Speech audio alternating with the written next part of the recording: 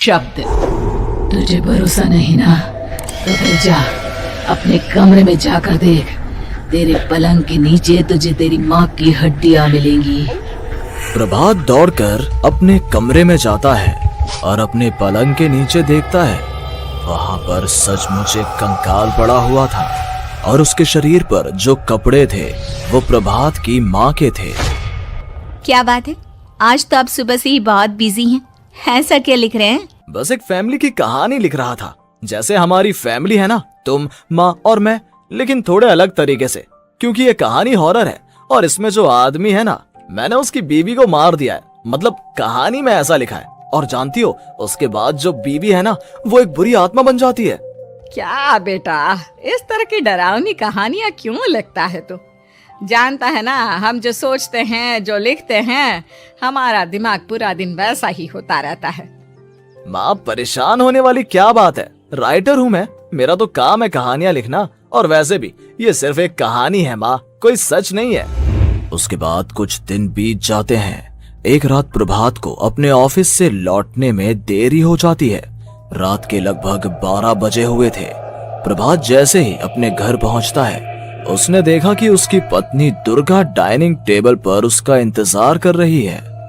आ गए आप? कब से आपका इंतजार कर रही थी। देखिए ना, खाना भी ठंडा हो गया है। अरे दुर्गा, आज तुमने अपने इतने लंबे लंबे बालों को खोलकर क्यों रखा है? तुम तो हमेशा अपने बाल बांध कर रखती हो। वो क्या है ना प्रभात, जब इंसान अपनी जिंदगी से मुक्त हो जाता है ना, तो उसे दूसरे सारे बंधन खोल देने चाहिए। इसलिए मैंने अपने बालों के बंधन भी खोल दिए। ये तुम किस तरह की बातें कर रही हो? तुम ठीक तो हो? मैं बिल्कुल ठीक हूँ प्रभात। अच्छा चलो खाना खाओ। वो क्या है ना दुर्गा, मुझे भूख नहीं है। ऑफिस में कुछ खा लिया था।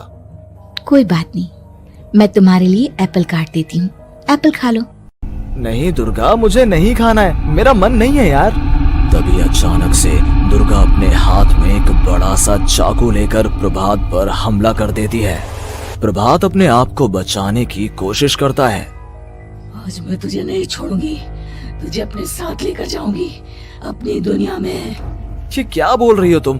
तुम्हारा दिमाग खराब हो गया है। आखिर तुम हो कौन?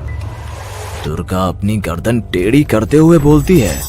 मैं दुर्गा हूँ, तुम्हारी पत्नी।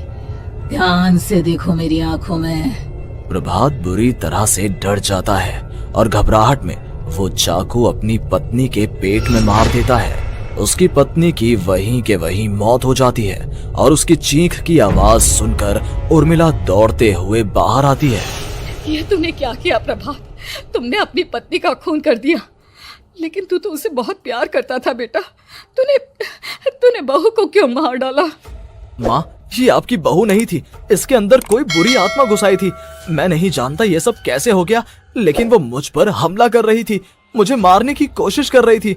माँ, मैंने कुछ नहीं किया। ये तूने क्या कर दिया बेटा?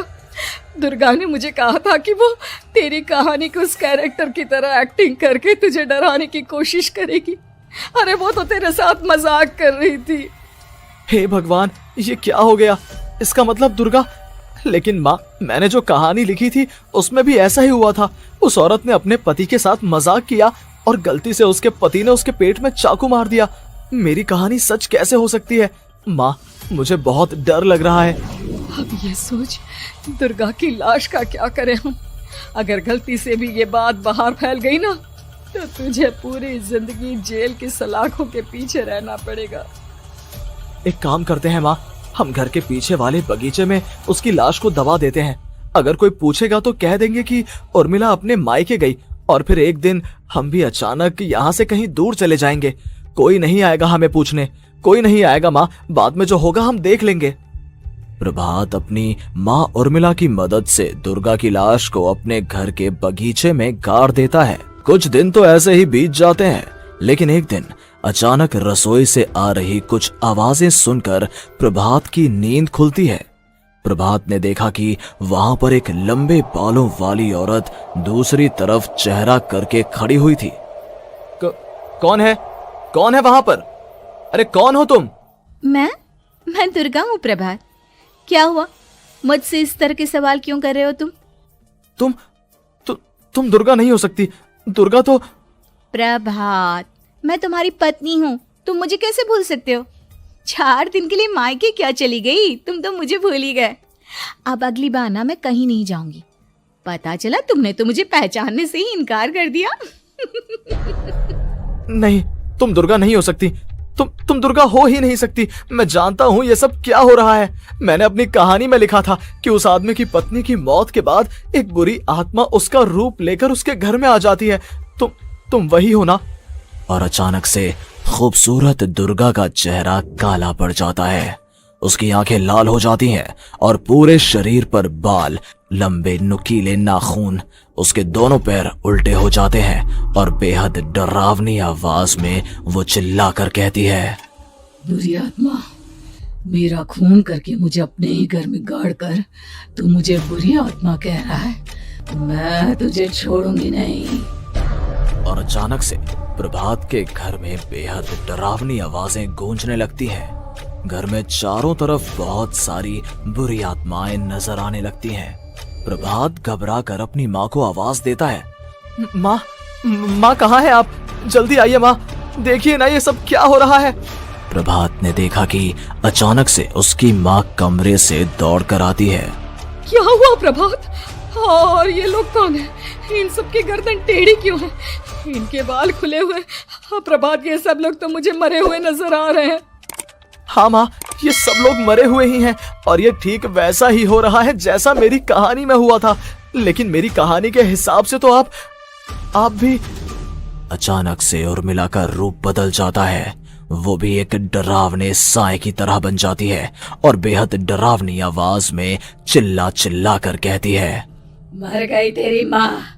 जानता है, कल रात जब तू सो रहा था ना, तो मैंने उसके शरीर का सारा खून पी लिया। अब बस हड्डियां बची है उसके शरीर में। नहीं, ऐसा नहीं हो सकता। ऐसा बिल्कुल नहीं हो सकता। मेरी माँ नहीं मर सकती। तुझे भरोसा नहीं ना? तो फिर जा, अपने कमरे में जाकर देख। तेरे पलंग के नीचे तुझे तेरी माँ की हड्डियां मिलेंगी। प्रभात दौड़कर अपने कमरे में जाता है और अपने पलंग के नीचे देखता है। वहां पर सचमुच एक कंकाल पड़ा हुआ था और उसके शरीर पर जो कपड़े थे वो प्रभात की माँ के थे। माँ, अब मुझे कुछ करना पड़ेगा। लेकिन मेरी कहानी में लिखा था कि माँ की मौत मेरे हाथों से होगी, पर माँ तो पहले ही मर चुकी है और वो बुरी आत्मा मुझे भी मार देगी। नहीं, इससे पहले कि वो मुझे कुछ करे, मुझे उसका काम खत्म करना होगा। प्रभात अपने हाथ में बड़ा सा चाकू लेकर उस बुरी आत्मा पर हमला कर देता है जिसने प्रभात की माँ का रूप लिया हुआ था। और अगले ही पल वो नीचे गिर जाती है और उसके शरीर से खून बहने लगता है। ऐसा नहीं हो सकता। एक बुरी आत्मा के शरीर में तो खून होता ही नहीं है। तो क्या सच में मैंने अपनी माँ को मार दिया? लेकिन अभी कुछ देर पहले तो फिर वो कंकाल किसका है? और ये कौन है? मैं पागल हो जाऊंगा। और अपनी माँ की लाश, इसका मैं क्या करूं? लोग पूछेंगे तो मैं क्या जवाब दूंगा? तभी वहां पर दुर्गा का रूप लेकर जो आत्मा थी उसने प्रभात से कहा, गाड़ दे अपनी माँ को ले जाकर उसी जगह जहाँ तूने मेरा खून करके मुझे गाड़ दिया था। जा, चला जा। घबराया हुआ प्रभात पागलों की तरह अपनी माँ की लाश को लेकर बगीचे में गाड़ देता है। प्रभात की हालत पागलों जैसी हो जाती है। वो अपने आप को अपने घर में बंद कर लेता है। कहानी के हिसाब से तो आगे ये हुआ था कि कहानी लिखने वाले ने उन बुरी आत्माओं से डरकर आत्महत्या कर ली थी। तो क्या मैं भी मर जाऊंगा? क्या मैं भी आत्महत्या कर लूंगा? एक काम करता हूँ, मैं अपनी कहानी का अंत बदल देता हूँ। हाँ, ये मैंने पहले क्यों नहीं सोचा। मैं लिख दूंगा कि कहानी को लिखने वाला आत्महत्या नहीं करता, बल्कि कहीं दूर जाकर नए सिरे से अपनी जिंदगी शुरू करता है। यही सोचकर प्रभात ने अपनी लिखी हुई कहानी को बाहर निकाला और उसे पढ़ना शुरू किया। ये देखकर वो हैरान रह गया कि कहानी का क्लाइमैक्स तो किसी ने पहले ही बदल दिया था। ये क्या? इसमें तो लिखा हुआ है कि आखिर में उस लेखक की पत्नी और माँ दोनों बगीचे में जिंदा दफन थे। बुरी आत्माओं ने उनको कैद करके रखा था और वो लेखक अपनी माँ और पत्नी दोनों को जिंदा बाहर निकाल लेता है। लेकिन ये सब लिख किसने दिया? प्रभात दौड़कर बगीचे में जाता है और वहां पर खुदाई करना शुरू कर देता है। प्रभात देखता है कि वहां पर लकड़ी के 2 बड़े संदूक हैं और उनके अंदर से आवाजें आ रही हैं। प्रभात बचा लो मुझे, अगर थोड़ी देर और हो गई तो वो मुझे छोड़ेगी नहीं। बेटा देखो, मैं इस बक्से के अंदर बंद हूँ, प्लीज मुझे बाहर निकालो, वो बुरी आत्मा किसी भी वक्त मुझे मार डालेगी। प्रभात वो दोनों बक्से बाहर निकालता है और अपनी पत्नी और माँ दोनों को आजाद करवा लेता है। लेकिन तभी वहां पर अचानक से एक बेहद डरावनी और खौफनाक दिखने वाली औरत आ जाती है। तुझे क्या लगा था इतनी आसानी से अपनी पत्नी और माँ को बचा लेगा? बस 5 मिनट और उसके बाद अमावस का चांद आसमान में आने ही वाला है। लेकिन तूने इन दोनों को बाहर निकाल लिया, अब तुझे मरना होगा। नहीं, मैं जानता हूँ मैं नहीं मरूंगा, और अब आगे क्या करना है ये भी मुझे पता है। प्रभात, ये बहुत खतरनाक है, हमें मार डालेगी। प्रभात चलो यहाँ से। नहीं दुर्गा, अब मुझे अच्छी तरह से पता चल चुका है कि इस बुरी आत्मा से हम कैसे पीछा छुड़वा सकते हैं। और इतना कहकर प्रभात अपने हाथ में पकड़ी हुई सिंदूर की थैली उस बुरी आत्मा के ऊपर उछाल देता है। कुछ ही देर में वो जमीन पर गिरकर राख में बदल जाती है। ये सब क्या हो रहा था बेटा? ये सब तुम्हारी लिखी हुई इस कहानी की वजह से हुआ है ना? नहीं माँ, पहले मुझे भी ऐसा ही लगा, लेकिन बाद में पता चला कि बरसों पहले हमारे इस बगीचे की जमीन के अंदर किसी को जिंदा गाड़ दिया गया था और बस उसी औरत की आत्मा हमें परेशान कर रही थी। उसी ने मेरे शब्दों में जान डालकर उस कहानी को जिंदा कर दिया था। मुझे माफ कर दो प्रभात, मैंने आपकी कहानी के साथ छेड़छाड़ की थी और उसे बदल दिया था। माफी मांगने की जरूरत नहीं है दुर्गा, तुम्हारे उस बदलाव की वजह से ही आज हम सब जिंदा हैं, क्योंकि आखिर में कहानी में वो हुआ जो तुमने लिखा था।